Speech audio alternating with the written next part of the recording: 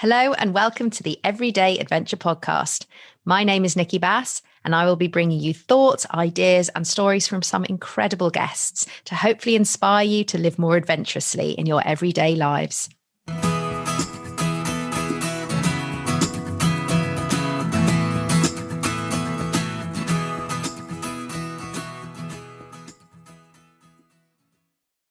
So today I'm absolutely thrilled to welcome Belinda Kirk to the show. Belinda is an explorer, an author and a speaker who draws on her own experiences of over 2 decades of leading groups on adventure and expeditions around the globe. She's the founder of Explorers Connect, which is a social enterprise that connects people to opportunities for adventures and expeditions.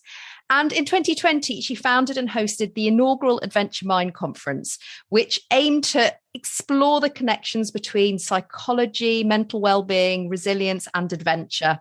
And she has also just published her book, Adventure Revolution, which is the first book that actually looks to explain why adventure is essential for well-being. So I attended Adventure Mind back in 2020, and I absolutely loved the philosophy, the ethos behind it, not to mention the so many incredible, inspiring speakers and just people that I was speaking to there. And so when I heard Belinda was publishing a book around the same sort of concept, I was really excited because so much of what she talks about, what she explores is so similar to the ethos and the philosophy behind this show as well, and the stories and the guests that we celebrate here. So I just knew she'd be the perfect guest to come to the show, and I'm so thrilled that she agreed to join me. So Belinda, welcome to the show. It's lovely to have you here. Thank you for having me. Thanks. Yeah, it's absolutely lovely to talk to you. I hadn't even realised that you were at Adventure Mind. I'm so sorry that I hadn't put two and two together. To be fair, you did have an awful lot going on. It's all right for me because I was just one of the guests and having to sort of float around being, chatting to people. I know, when I've organised sort of conferences and things in the past, just pulling it off without even any of that, the rest of it is such a huge achievement. So don't worry. I wouldn't expect you to make the connection either. So I guess my first question has got to be, where did the inspiration come from to write the book? Where was the idea? How did it form? How did it develop? Oh, it depends how far we go back. I think for me, I have for most of my adult life known that adventure is a really important part of my kind of identity, but my well-being. I've often called it my therapy. And but about 19 years ago, I had a situation where I also started to realize that it's not just me that adventure works for. There's a lot of people that adventure can have a really positive effect on their well-being. And so, goodness, over 26 years of taking people on adventures and seeing it change lives for the better, I've kind of always, not always known, but known for so long that adventure is essential, and yet we don't seem to value it. And so in my quest to kind of try to communicate this to people for about 6 or 7 years, with a couple of years off for baby brain hiatus in the middle, I've been digging into all of this data and trying to really figure out why, and joining up lots of information that's actually out there but hasn't been joined up before. And the book is the first book to explain why adventure is so essential to well-being, because I spent so much time, because I'm so passionate about this, digging into all these different disciplines and trying to pull everything together to sort of go, well, this is a first stab at trying to explain what so many of us who love adventure already kind of know, but we want to know why, we want to know how. And so that's what the book is doing, really. I hope that it does justice to the subject matter and sort of really is a first point of call to sort of say, look, we need to reevaluate how we think of adventure. We need to rebrand adventure as the essential part of life that it is. Brilliant. So, I can imagine that through all of your experience, your time in expeditions and, the adventures that you've done over years, you must have seen, some people overcome some pretty incredible challenges, whether they're personal challenges, psychological challenges. And I was just wondering if you had, a couple of examples of when of where you've, I guess, really seen adventure help somebody, sort of illustrating the concept of your book in a way? Do you know, I've seen hundreds of cases of people changing and transforming through adventure. And so it was quite hard writing the book just to pick the right ones. Yeah. And also, I've not been very good at diarising things. So I had to, I mean, it's a lovely reason to go back and talk to people who I might have been on adventures, big expeditions with or whatever, decades before. There's a few that really sort of stick out in my memory. There's my own transformation when I was a teenager and I went to Africa and I came back completely changed. I went with very low self-esteem and I came back thinking, well, if I can survive that, if I can do that, then what else can I do? It gave me huge self-confidence.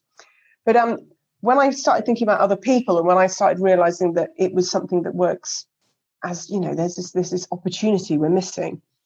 The first time was 19 years ago. I was stood outside the Royal Geographical Society, classically in the rain, a grey day in London.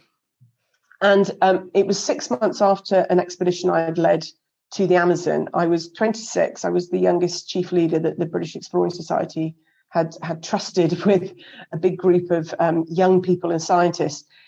And we had come back and this woman came up to me and she said, "What have you done to my daughter?" And I just thought, oh no, was this the girl that got bitten by a bat and had to have this humongous needle into her stomach as an anti-rabies jab? Oh, horrible. Or was it one of the kids that got parasites, that you can't do anything about in jungles? There's going to be a few. And I was just thinking, I think I'm in trouble here. Have I got the right answers for this, And then she just gave me this huge bear hug and she said, "Alice has just changed. She's doing better at school and she's helping out at home. And she's even, most importantly, probably, she's got some new friends. She's just doing so much better." And I was just like, wow, it's Alice's mum. And Alice had been a challenge for me on the expedition. She'd been the young person on the expedition that I'd worried the most about and that I'd put a lot more effort into. But I also, over the years, I've realised that those young people or adults are actually the people often who get the most out of these expeditions. And so I'm always very happy to see them, actually. But at the time, I was still quite green and it was like, oh, gosh. And so I'd given Alice some jobs to do and she had ended up as being like the camp manager for her team. And this was incredibly transformational for her at the time. I could see the difference between the girl that came on the plane and the young woman that left at the Amazon and went back home. But for her mum to come up to me 6 months later and for that change not just to have been in the field and stayed there, but for it to have sort of carried on and to have affected the rest of her life. And, for that change to be so, permanent or hopefully permanent, it was like, wow, this is a huge realization that adventure is not just for me and it's not just my therapy. It can help lots of people and not just temporarily, but potentially long term. And so this was a huge, huge moment for me. And it's funny because in researching the book, I spoke to somebody called Joe Taylor, who runs a wonderful charity called the Wave Project. And he'd had a similar sort of story where everything made sense to him suddenly. He set up the first pilot scheme for for surf therapy in Britain. And it was down in Cornwall.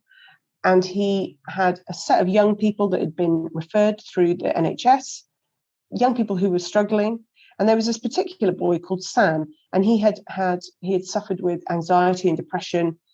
And he was put on the 6-week surfing therapy, really just to help him feel a bit better, have a bit of fun and just help him, really. I don't think anyone expected any miracle cures, but Sam had actually, by this point, had become an elective mute. So he hadn't spoken for a long time. And the anxiety and depression had literally led to this very lonely place where he was choosing not to speak at all. Gosh. And 6 weeks, I know, it's just heartening. It's just not heartening, heartbreaking, isn't it? And so 6 weeks of surfing and learning resilience, learning to fall down and get back on the board, learning to catch a wave and enjoy the that joy, that pure joy and achievement of having progressed, and all of these other things that you get through taking on adventures. Sam, on the last day of the 6-week surf course, his parents came down to watch and just to see what, they'd come before, but they came to watch the last day. And suddenly, out of nowhere, for no particular reason, Sam just started speaking to his surf mentor. And I just, thinking about it, just makes me so excited and happy. And his parents came along to Joe at that moment, and his dad said, "Thank you for giving us back our son." And the same moment was similar for myself and Joe, was that at that moment he knew that adventure or surfing, at that point, surfing worked as a real way to connect with young people, or it works for everyone, but young people that weren't getting reached by other interventions. They just weren't working. This was working, and it was transformational and life-changing. And for Joe, that moment was a magical moment, because that's when he decided he was going to pursue this pilot project and make it into what is now called the Wave Project, a wonderful charity. You can go and volunteer with them. You can change lives every day. And you can also have, play around in the surf, which isn't a bad way of volunteering. So, yeah, I don't know. I could go on and on. There's so many stories of healing like that. But also, I think there's also stories. It's not just about the recovering from mental illness. It's also about being our best selves and having our best lives.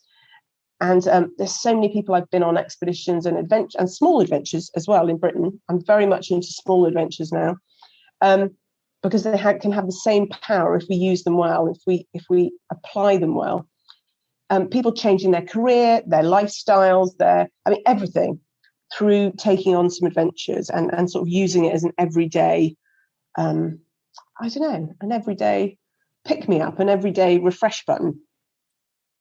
No, definitely. I love that idea of a refresh button. Yeah. And I think that absolutely taps into, it's very much the concept in this podcast, actually, that that it's a tool in the end that you can use to help you get back to a place of feeling more positive, particularly when and like you said, it's not necessarily about having significant mental health challenges, although obviously, for lots of people it has had that benefit, but it's more that actually for everybody it can have that, even if it is, like you said, just to, go for a walk in a different place and you see something different and it alters your moods or shifts your mindset. And I love that you use the example of the Wave Project as well, because I volunteered for them I haven't done it this year, sadly, but I did it a couple of years ago down in Bournemouth. And I think what for me is so magical about adventure is that you see it working. And I think that for me marks it out as potentially different to other, whether you want to call them tools or ways of accessing that transformation, is that when you're sort of watching it, when you're witnessing it, you actually see the change taking place. You see that sort of lived moment. And I think that's so powerful. I mean, I'm wondering, because you touched on it briefly, talking about, how it was transformational for you as well. But I guess I wondered what have been the unexpected benefits that adventure has brought you? And I think, particularly now that you're sort of, like you said, doing sort of smaller everyday adventures as well as setting the refresh, getting your fix, whatever you want to call it, what has that brought you in your life that you probably didn't expect? Oh, that's a difficult one, because I've kind of done it for so long, knowing that it's good, but not really knowing how and why. And then I've spent so long since then analysing and trying to work out in order to be able to communicate to others why. But I think probably the things that I separate why adventure is good for us into several core themes. And probably the ones that I'm less surprised about, or I think all go hand in hand, are things like learning to face fear, healing, growing, or stretching, finding out what we can do, and also finding meaning. Those all kind of link together in lots of ways.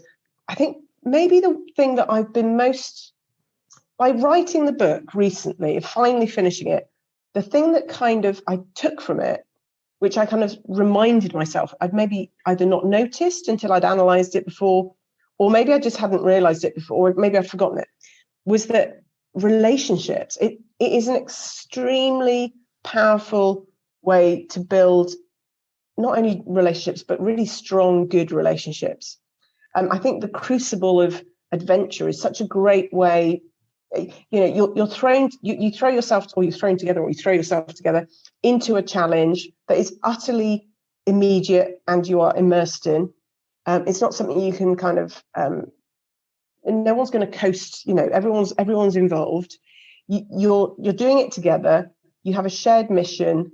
It doesn't actually matter if you make the goal, because but it's about trying. It's not about making the summit, is it? It's about the journey. But together you learn camaraderie, you suffer together, and so you see vulnerability. There's all these elements that actually are wonderful ways of building relationships. And also it's just a great way of being mindful and being in the moment together. Whereas I've always noticed that if you go to the pub with a set of friends, you have a completely different set of conversations than if you go out on a hike or just camp by a campfire. And you have much more deep and meaningful conversations. Whereas I think if you had those conversations around the water cooler or whatever, you'd be seen as a bit weird. So I think, there's this magic around building relationships. And it's actually by finishing the book and by that final process of analysis in order to finish the book and communicate what I'm trying to communicate, it's made me realize that myself, my partner, and my son have to go on an adventure together to fully become a family, as it were. Like we're doing okay. We've gone through the 2 survival years of first becoming a parent. And goodness, it's so hard. Totally relate. Yes. Oh my God. Yeah. An adventure in itself. It really is. But now we're at this stage, it's quite a golden stage. Our son is 3.5, and my goodness, he's the most entertaining and wonderful little bundle. But it's still hard. We're still, our whole values have changed, our identity, our priorities, everything's changed. And I think a cementing of that and a cementing of how we work as a team and become a family team, we need to go on an adventure together, a proper one, away from home, not just the small adventures, but take some time out. So we're doing a challenge together, which is, unexpected outcome of writing the book, and also learning from that final process of learning. That's so interesting, isn't it? I love the fact, because, we often talk about adventure as being a mindset, and which makes it in some ways seem like an intensely individual, personal thing. In some ways, it's about you and your, whatever challenge or whatever adventure means to you. But like you said, actually it's so deeply interrelational, and those connections, the space that it creates to have conversations that you probably wouldn't have elsewhere, or might feel less comfortable having elsewhere. But also that point you make about, how it reflects back on your own, your sort of immediate relationships and your personal relationships as well, and feeds them, but also helps you to recognize when you need to feed them, I guess, is what you're saying in a way. And so, having done all of this research and, spending all this time in the book, and you've sort of slightly alluded to it in one way, but I'm just wondering, where would you like to take this? If you sort of had a blank piece of paper and your vision of, this combination of psychological benefit, well-being and adventure, be your vision for that? Well, the book is, it's a lot of pressure on myself, but it's kind of like... You've done enough, by the way. It's just writing a book, you don't need to go anywhere with it. But this is like my message, I've been asked to write books before, and I've been too busy adventuring and not really wanting to I never felt like I had something to say. And it's not that I don't love the memoirs, the adventure memoirs out there, because thank goodness for them. They're great, inspiring things. We needed adventure memoirs. But I wasn't compelled to write that. Whereas I was compelled to write this book because I think there's an understanding that we don't have. There's an opportunity that we have staring us in the face that we're not taking. Okay, you and I get this, but most of society thinks of adventure as sort of frivolous, and whereas in fact it's essential, and it's such a wonderful panacea. It's such an opportunity, such a wonderful tool to use when we're facing the mental health crisis that we're facing, and the physical health crisis that we're facing, you know, the unfitness that we have generally in society. So it's like such a great fit for modern problems that we have to use it. We have to rebrand adventure. And the reason I wrote the book is because I want this new dialogue, this new argument to come out and to be discussed, and hopefully to connect with some people that already get it and go, oh, that's why. And you know, because it was the book I wish I could have found 20 years ago, or even just last year, you know, but no one else had written it. So I was like, I have to write this book. And I just really feel like it could help people, but also that it could help create a new dialogue and a rebranding of adventure. So also we can then talk to public policymakers and look at how we can reintroduce adventure back into schools and into education, back into our everyday lifestyles, but also, I mean, put it into things like the NHS social prescribing system, you know, which is great at now delivering nature days. You know, GPs can, instead of giving out antidepressants or say go to the gym, they can say go and have some green days. Oh, really? I didn't know that. Way. Well, I think we should be giving. Yeah, it's finally reached Britain that we're doing this a little bit. That social prescribing. I mean, we talked about the WAVE project earlier. The WAVE project is a one of these wonderful, cutting edge programs, because it went through the social prescribing channels, and these young people that were put on the pilot and are put onto the programs today come through their GPs. So instead of the GPs giving these young people, I don't know, ADHD drugs or antidepressant drugs or whatever other options there are, and I'm not saying that those options are wrong, because those options have their place. It's just that we should try other things as well. And it's I think it's the most natural, one of the most natural cures, or not that it can cure everything, but one of the most natural solves to some of these mental health and physical health problems that we have. So yeah, the book is, I know it sounds a bit full on, but I want it to change how we think about adventure, and I would love for it to change people's lifestyles and how we teach our kids. There's so many ways. Even in urban planning, the way we urban plan, we should be putting parkour into the heart of urban planning. We should stick climbing walls up the side of municipal buildings. There's so many opportunities to bring adventure into our everyday and embrace it more. And but we have to understand why it's valuable first. And so the book is trying to say, this is why it's valuable, and here's a few ideas as to how we can start to implement it.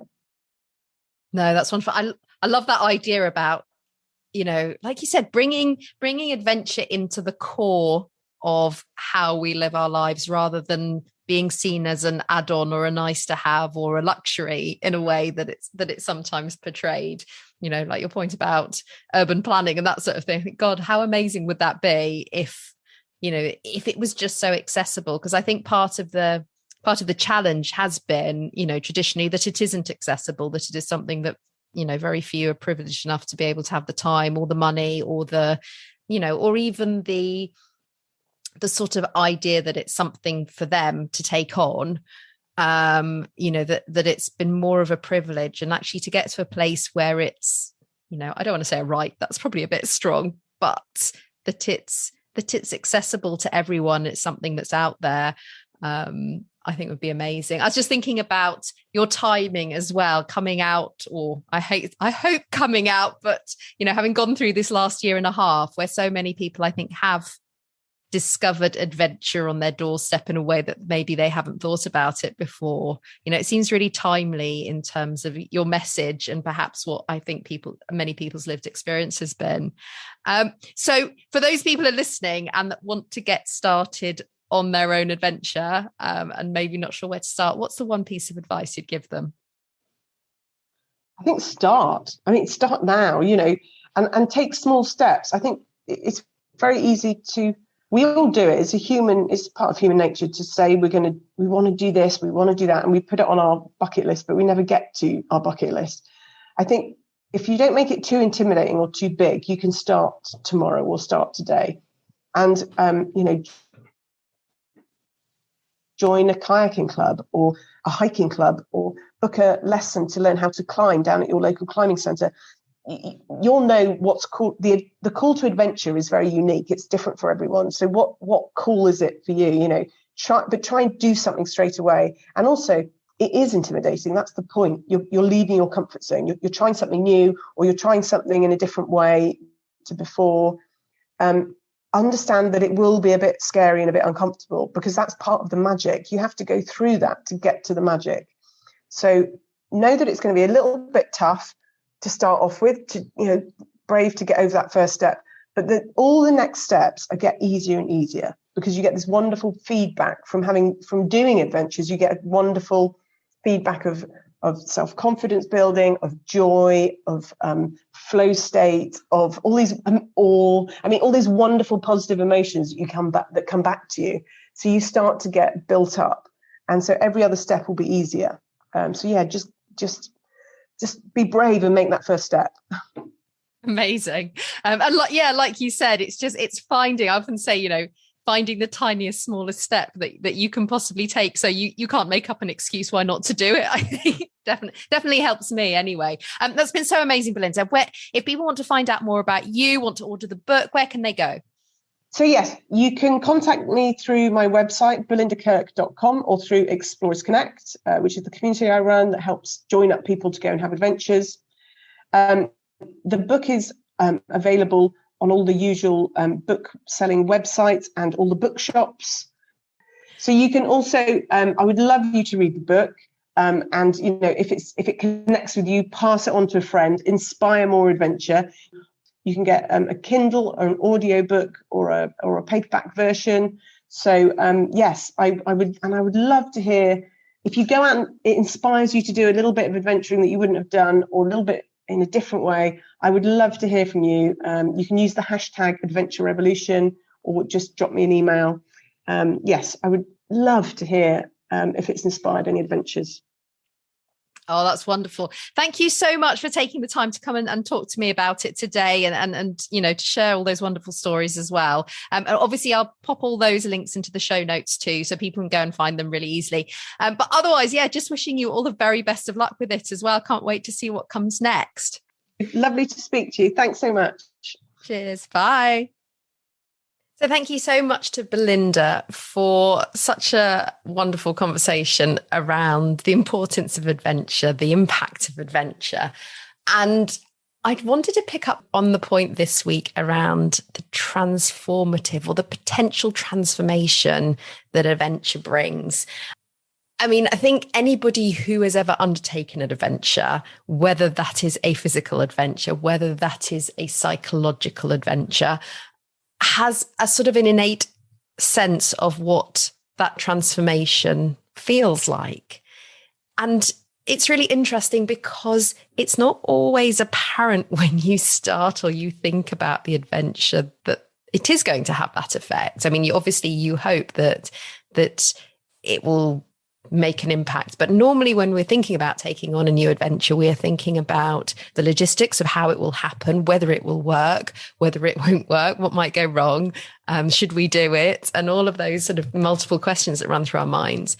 But what we don't necessarily focus on is the impact, how it will not necessarily change our lives, but how it might change us as individuals, broadening our perspective, opening our understanding of what we are capable of, or what's possible for us, of bringing in new connections, new people who we might not have met previously.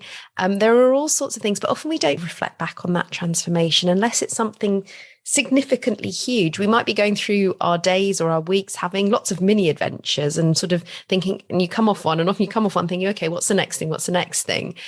But it's sometimes worth pausing and reflecting on the transformation that you might have experienced as a result of undertaking it. What have you learned? What do you now know about yourself, about what you enjoy? What are your capabilities? All of those sort of things. I think that space for reflection is so important, because I think that's where we start to understand the impact. And it gives us additional fuel. So when we are thinking of doing something new or taking on another adventure, it gives us an alternative outcome to focus on, other than, will this go right? Will this go wrong? Will this work? So I'd love you to reflect on that. There we go. More reflection. So much reflection this week. But yeah, have a think about it. I'd love to know whether that sort of idea of transformation really resonates with you. Certainly it's something that sits at the core of the work that I do. It is about a sense of transforming yourself and transforming the space you're in as well. But I'd love to hear from you. So drop me a message. I'm at Resilience at Work on Instagram. You can find me in the Everyday Adventure Club on Facebook. You can find me via my website, resiliencwork.co.uk. Please leave me a review if you've enjoyed that. I'd love to know what you think. It really does make a huge difference. Otherwise, I'll be back again next week. I have another wonderful everyday adventurer lined up for you. And I hope you have a fantastic week, and I'll speak to you soon. Take care. Bye.